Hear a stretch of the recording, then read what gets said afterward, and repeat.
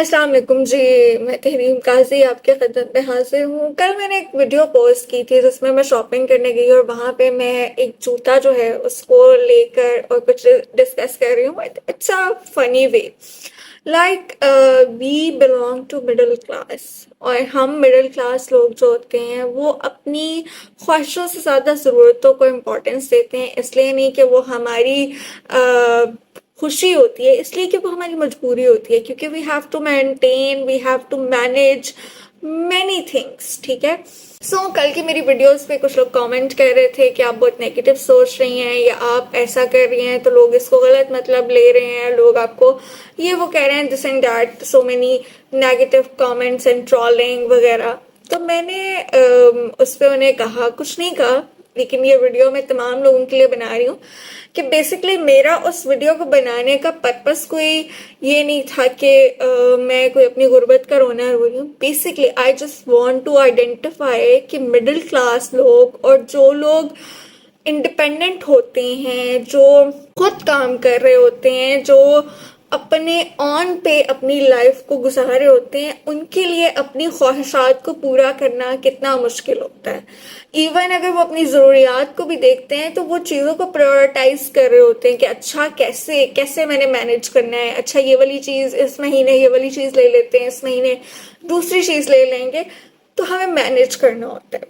Plus एक और चीज़ जो स्पेशली मैं लड़कियों की माएँ अगर मुझे सुन रही हैं ना, तो उनसे कहना चाहती हूँ, आपकी बेटियां जो हॉस्टल्स में रहती हैं, जो दूसरे शहरों में जॉब कर रही हैं या पढ़ रही हैं, please have a deep look at there appearances.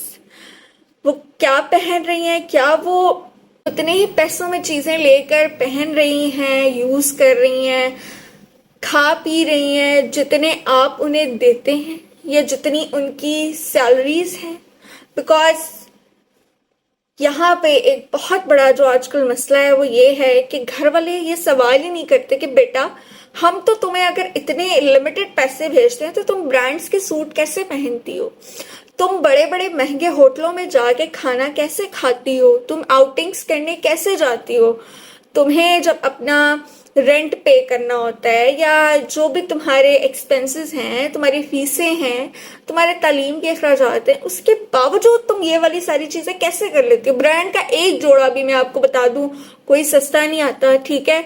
मैं आज तक बहुत मुश्किल से चंद एक ब्रांडेड चीज़ें ले सकी होंगी, वो भी इसलिए कि वो पसंद आ गई। ये नहीं कि मैं कोई ब्रांड कॉन्शियस हूँ। मैं बहुत कम ब्रांड के कपड़े पहनती हूँ। हाँ, जूते मैं हमेशा कोशिश करती हूँ कि ब्रांड के ही हो, क्योंकि वो अच्छे चलते हैं, उनकी थोड़ी लाइफ ज़्यादा होती है as compare to local shoes. This is the only reason. और ब्रांड के कपड़े मैंने इस्तेमाल किए हैं, कोई वो ऐसे नहीं होते कि वो आपके सालों चलते रहेंगे या बहुत अच्छे होंगे।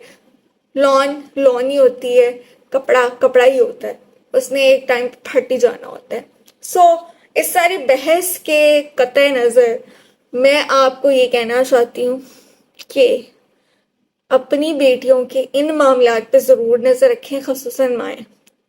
शक करने का नहीं कह रही, एक सवाल है कि अगर बच्चा आपसे 10 रुपए लेके जा रहा है और उसके हाथ में 50 रुपए वाली चॉकलेट है, तो आपका ये सवाल करना बनता है ना कि बेटा, तुम्हारे पास बाकी की 40 रुपए कहाँ से आए, कैसे ली तुमने ये चॉकलेट, इसकी तो इतनी कीमत ही नहीं है।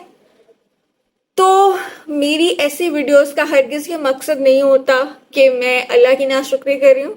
आई just take the things in funny way, humorous way, और उसके पीछे कोई ना कोई ऐसा मैसेज होता है जो समझने वाले समझ सकते हैं। और आई होप कि अब आप भी समझ चुके होंगे कि फनी चीज़ें किस तरह से डीप मैसेजेस अपने साथ लेके आती हैं।